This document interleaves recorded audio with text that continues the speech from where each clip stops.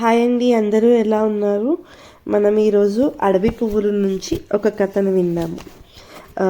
ఈ కథ వినే కన్నా ముందుగా దేవుడు మన జీవితంలో గడిచిన సంవత్సరం అంతా ఎంత చక్కగా కాచి కాపాడారో, భద్రపరిచారో, మనల్ని సంరక్షించి ఈ సమయం వరకు ఆయన రెక్కల కింద మనల్ని సురక్షితంగా ఉంచుకున్న దేవాది దేవునికి కృతజ్ఞతలు చెల్లించుకుందాం. ఇప్పుడు మనం కథలోనికి వెళ్ళిపోదాం. ఈరోజు మనం వినబోతున్న కథ సాహస కార్యము. ఇది ఎవరు చేసిన సాహస కార్యము, అసలు ఏంటి సాహస కార్యం అనేది చూసేద్దాం. అయితే అనగనగా ఒక ఊర్లో చార్లెస్ బ్లాండిన్ అనే ఒక చిన్న బాబు ఉన్నాడనమాట. ఏం పేరు? చార్లెస్ బ్లాండిన్. ఈ చిన్న బాబుకి చిన్న ఏజ్ నుంచే, చిన్నప్పటి నుంచే అన్ని అడ్వెంచర్స్ చేయడం ఇష్టం అనమాట.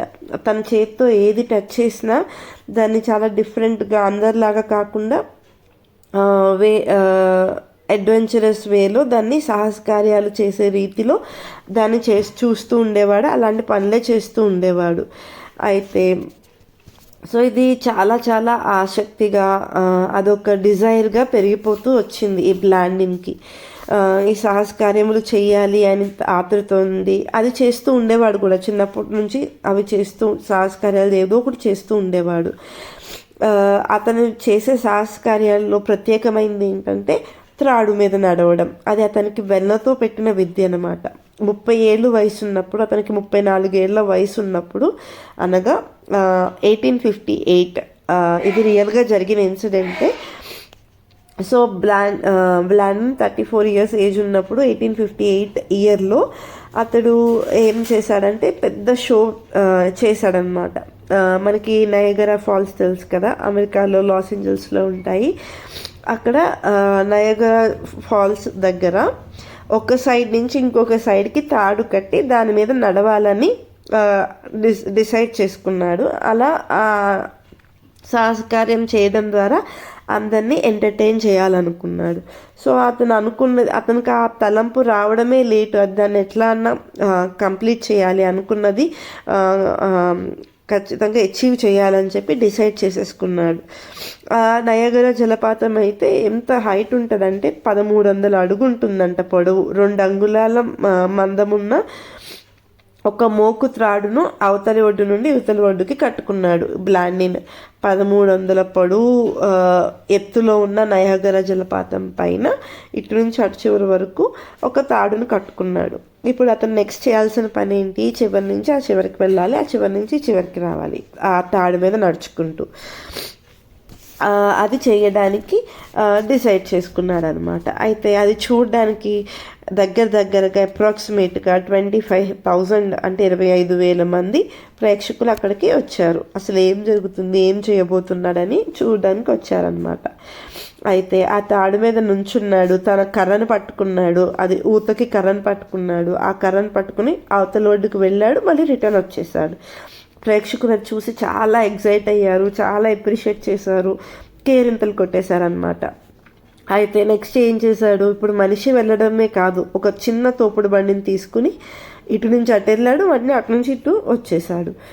ఈ అన్ని సాహసాలు చూసినప్పుడు అక్కడ ప్రేక్షకులకి చాలా ఆశ్చర్యం వేసింది, చాలా సంతోషం వేసింది అనమాట. వాళ్ళంతా ఉర్రూతలూగారు. తర్వాత ఒక స్టవ్ను, పెనంను తీసుకుని వెళ్ళాడు. ఒక స్టవ్ మీద పెనం పెట్టుకుని త్రాడు మధ్యలో ఆగి ఆమ్లెట్ని కూడా ప్రిపేర్ చేశాడనమాట. అంటే ఇటు నుంచి నడుచుకుంటూ వెళ్ళి సెంటర్లో ఆగి ఆమ్లెట్ ప్రిపేర్ చేశాడు. మళ్ళీ అటు వెళ్ళిపోయాడు, మళ్ళీ రిటర్న్ వచ్చేసాడు.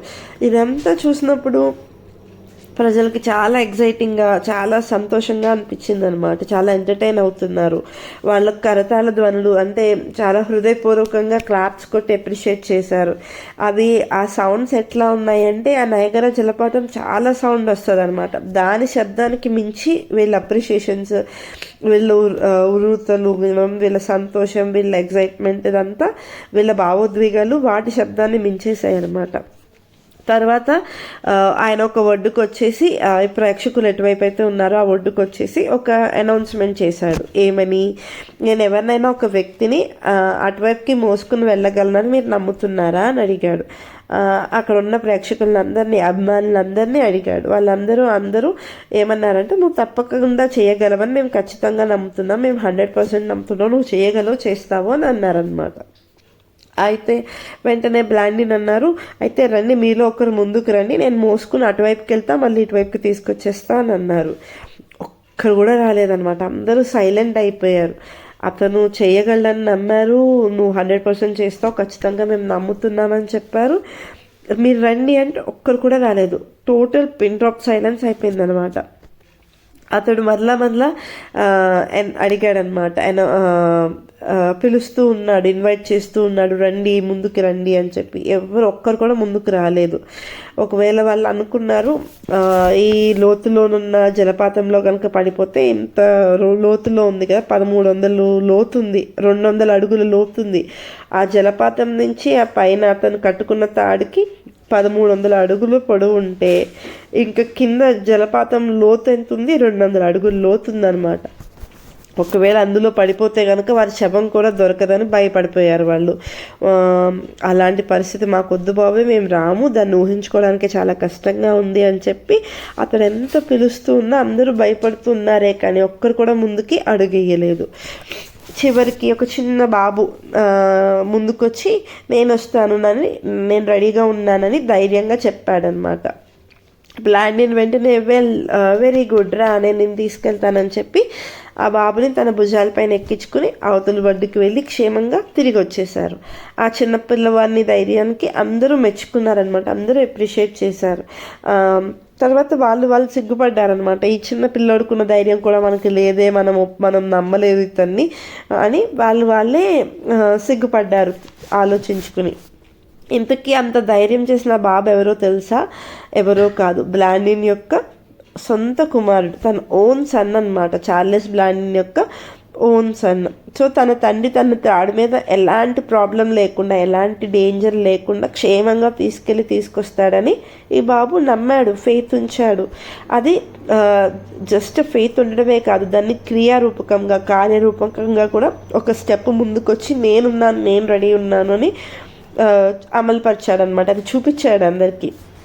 కానీ మనమైతే ఇంకా ప్రేక్షకుల్లాగా, అంటే అక్కడ ఏదో జరుగుతుంటే చూసి చప్పట్లు కొట్టి సంతోషించే వాళ్ళలాగే ఉన్నామే తప్ప, దేవుడు నిజంగా మన జీవిత యాత్రలో మనల్ని నడిపించగలని మనం మాటపూర్వకంగా విశ్వసిస్తున్నామే కానీ క్రియపూర్వకంగా, కార్యరూపకంగా ఆయనతో నడవడానికి మనం ముందుకు వెళ్తున్నామా అనేదే ఇక్కడ ప్రశ్న. నిజంగా యేసయ్యతో పాటు నడవడానికి మనం ముందుకి అడుగు వేస్తున్నామా? ఆయనతో పాటు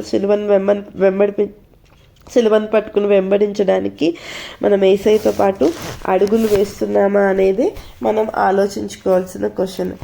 అయితే ఇక్కడ మనం ఆ బాబుకి తెలీదు వాళ్ళ డాడీ నిజంగా అప్పటి వరకు హ్యూమన్ నేమ్ తీసుకెళ్ళలేదు కదా. ఆయన వెళ్ళారు, ఒక తోపుడు బండిని తీసుకెళ్లారు, స్టవ్ని తీసుకెళ్లారు, కానీ ఇంకొక మనిషిని ఎత్తుకుని వెళ్ళలేదు. అది ఫెయిల్ అవ్వచ్చు, సక్సెస్ అవ్వచ్చు, కానీ నమ్మాడు, వాళ్ళ తండ్రిని నమ్మాడు.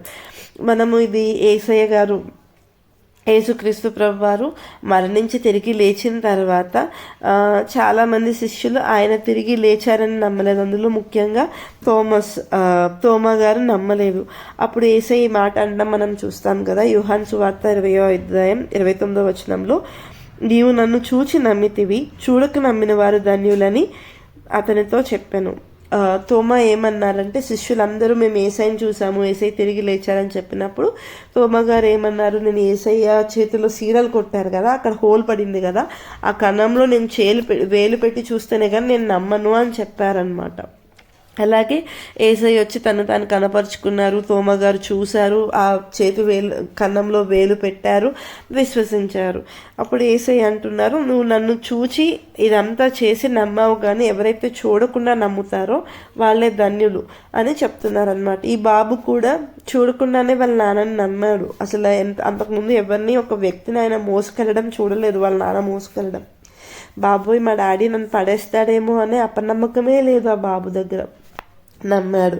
సో మనం కూడా యేసయ్యని మన జీవితంలో, మన సమస్యల్లో ఆయన మన సమస్యను పరిష్కరించగలుగుతారా లేదా, మనకు సహాయం చేస్తారా లేదా, చెయ్యరేమో, ఇలా మనం భయపడుతూ ఉన్నా, ఆయనతో అడుగులు వేయడానికి భయపడుతూ ఉన్నా అది మనకే నష్టాన్ని చేకూరుస్తుంది తప్ప మనకేమీ ఆశీర్వాదాన్ని ఇవ్వదు, మనకి ధన్యత కలగదు అని మనకి ఇక్కడ అర్థమవుతుంది. ఇంకా ఎఫెసీయులకు రాసిన పత్రిక 5వ అధ్యాయం 2వ వచనంలో ఇలా ఉంది.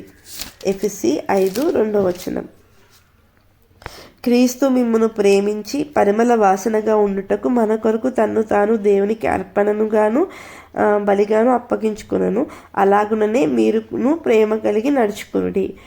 ఎలా అయితే క్రీస్తు మనల్ని ప్రేమించి పరిమళ వాసనగా మంచి పర్ఫ్యూమ్గా ఉండడానికి, అంటే మనం కొట్టుకునే స్ప్రేస్ కాదు కానీ అంత దీవెనకరమైన జీవితం ఉండడానికి మనకి ఉండడానికి మన కోసం యేసయ్యను తను తాను అర్పణగా బలిగా దేవునికి అప్పగించేసుకున్నాడు. అలాగనే మనం కూడా ప్రేమ కలిగి ఇది నడుచుకోవాలి. యేసయ్య వెళ్ళిన మార్గంలోనే మనం కూడా నడవగలగాలి. ఆయన చూపిన ఎగ్జాంపుల్ని మనం కూడా ఆయనని అనుసరించగలగాలి. ఎలా అయితే బ్లాండిన్ యొక్క కుమారుడు బ్లాండిని నమ్మి ఆయన అడుగుజాడుల్లో ముందుకు వెళ్ళారో, అక్కడ నష్టం జరగచ్చు, ప్రాబ్లం రావచ్చు, కానీ ధైర్యంగా వెళ్ళారు. మనం కూడా యేసయ్య ఎలా అయితే తన్ను తాను నలగొట్టుకుని మనకి సంతోషాన్ని ఇచ్చారో, మనం కూడా యేసయ్యలాగే మనల్ని మనం నలగొట్టుకోవాలి. అది సంతోషంగా హృదయపూర్వకంగా ఆయనని అనుసరించగలగాలి.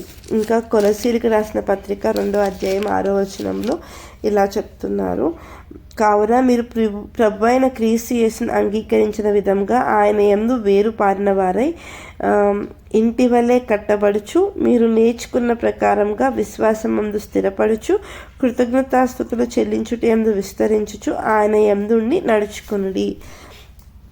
సో మనము ఏ విధంగా అయితే యేసయ్యని యాక్సెప్ట్ చేసామో మన సొంత రక్షకుడని, అది మనం వేరు పారి, అంటే ఒక భూమిలో ఒక చెట్టు వేసినప్పుడు దాని వేరు ఎంత లోతుగా అయితే తన్నుకుని వెళ్తాయో, ఎంత లోతుగా అయితే అవి పారుతాయో, అలాగే మన విశ్వాసం కూడా యేసయ్యలో అంత డీప్ రూటెడ్గా ఉండాలన్నమాట. ఇల్లు ఎలా అయితే స్ట్రాంగ్గా కట్టబడుతుందో అలాగే మన విశ్వాసం కూడా యేసయ్యలో అంత దృఢంగా కట్టబడాలి. మనం ఏమైతే నేర్చుకున్నామో వాటన్నిటినీ పాటిస్తూ, ఫెయిత్లో స్ట్రాంగ్గా స్టేబుల్గా ఉంటూ, దేవునికి కృతజ్ఞతాస్తుతులు చెల్లించుకుంటూ, ఆయన యందు ఎప్పటికప్పుడు మనం ఎక్స్టెండ్ అవుతూనే ఉండాలి, మల్టిప్లై అవుతూనే ఉండాలి, విస్తరిస్తూనే ఉండాలి. అలా ఉంటూ దేవునిలో మనం నడుచుకుంటూ ఉండాలి. సో ఇక్కడ మనం బ్లాండిన్ గారి కథ నుంచి మనం ఏం నేర్చుకోవచ్చు? మన తండ్రిని కూడా మనం అంతే రీతిగా నమ్మాలి. బ్లాండిన్ యొక్క కుమారుడు ఎలా అయితే తన తండ్రిని నమ్మాడో, మనం కూడా మన తండ్రిని నమ్మాలి. మన సమస్య ఎంత పెద్దదైనా కావచ్చు, మనకు వచ్చిన ఇబ్బంది ఎంత పెద్దదైనా కావచ్చు, మన చుట్టూ ఉన్న పరిస్థితులు ఎలాంటివైనా కావచ్చు, కానీ మనం మన తండ్రిని హృదయపూర్వకంగా నమ్మాలి. ఆయన యందు కనిపెట్టుకోవాలి. నిత్యము ఆయనతో మనం విశ్వాసంలో గడపాలి, స్థిరంగా ఉండాలి, ఆయనకి సమయాన్ని ఇవ్వాలి, ఆయనకి మన హృదయంలో చోటు ఇవ్వాలి. మన హృదయం బయట ఆయన నుంచి తలుపు తడుతూనే ఉన్నారు, మనం తెరవాలి, ఆయనని అంగీకరించాలి, యాక్సెప్ట్ చేయాలి. అప్పుడు మనం కూడా ధన్యులమవుతాము. అప్పుడు మనం కూడా గొప్ప ఆశీర్వాదాన్ని పొందుకుంటాము, గొప్ప గొప్ప కార్యాలని అనుభవించగలుగుతాము, అనుభవపూర్వకంగా తెలుసుకోగలుగుతాము. ఇది ఇప్పుడు ఎంత గొప్ప ఎక్స్పీరియన్స్ ఈ బ్లాండిన్ యొక్క కుమారుడికి. రేపు తన ఫ్రెండ్స్తో చెప్పుకోవడానికి ఎంత ఎగ్జైట్మెంట్, ఎంత ఆనందంతో చెప్పుకుంటాడు. మా నాన్న నన్ను ఇక్కడి నుంచి అక్కడికి తీసుకెళ్ళాడు, నాకు అసలు భయమే వేయలేదు. ఆ వెళ్ళే జర్నీలో ఏమేమి మాట్లాడుకుని ఉంటారో అదంతా ఎంత బ్యూటిఫుల్ ఎక్స్పీరియన్స్ కదా. మన ఫాదర్ కూడా, అంటే మన తండ్రి కూడా మనల్ని అంతే గొప్ప బ్యూటిఫుల్ జర్నీలో మనల్ని ముందుకు తీసుకెళ్లాలని ఆశపడుతున్నారు. కేవలం మనం యాక్సెప్ట్ చేయాలి, ఆయనకి అవైలబుల్గా ఉండాలి. ఈ చిన్ని కథ ద్వారా మనకి దేవుడు నేర్పించిన మాటలకి దేవునికి కృతజ్ఞతాస్తుతులు చెల్లించుకుంటున్నాం. చిన్ని ప్రార్థన. పరలోకమందున్న మా తండ్రి యేసయ్య, మీకు అనేక వందనములు. ఈ సాహస కార్యం అనే కథ ద్వారా మీరు మా అందరితో మాట్లాడిన విధానంకే నీకు వందనములు. ప్రభు, ఒక ఇంటి వల్లే మేము దృఢంగా నీలో కట్టబడుటకు సహాయం చేయండి. మేము వేరు పారుటకు సహాయం చేయండి. ప్రభు, కృతజ్ఞతాస్తుతులు చెల్లించట్లో ప్రభు ఎప్పుడు పడిపోకుండా ఉండడానికి సహాయం చేయండి. విశ్వాసంలో దృఢంగా ఉండడానికి సహాయం చేయండి. స్థిరమగుటకు సహాయం చేయండి. యేసయ్య, చూసి నమ్మిన వారి కంటే చూడక నమ్మిన వారు ధన్యులు అన్నావు ప్రభా. మేము చూడకుండానే నిన్ను విశ్వసించుటకు, నువ్వు చేయగలవని నమ్ముటకు ప్రభా మాకు సహాయం చేయమని, మా పట్ల నువ్వు కార్యములు జరిగించుచున్నందుకు నీ కృతజ్ఞతలు చెల్లించుకునే భాగ్యాన్ని దయచేయమని యేసయ్య మిమ్మల్ని బ్రతిమాలుకుంటున్నాం తండ్రి. మీరే మాకు సహాయం చేయండి, మీ కృప చూపించండి తండ్రి. మా అందరితో ఉండమని బ్రతిమాలుకుంటూ మా యొక్క చిన్ని ప్రార్థనని మీ సన్నిధికి చేర్చుకోమని యేసునామం పేరిట అడిగి వేడుకుంటున్నాం తండ్రి. ఆమేన్. అందరికీ థ్యాంక్స్ అండి. అందరికీ happy Christmas and happy new year. Thank you అండి.